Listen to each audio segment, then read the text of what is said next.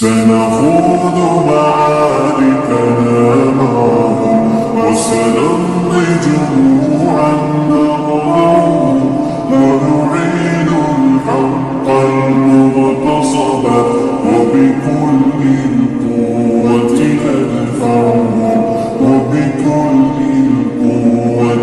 ندفعهم بسلاح الحق البتار سنحرر أرضا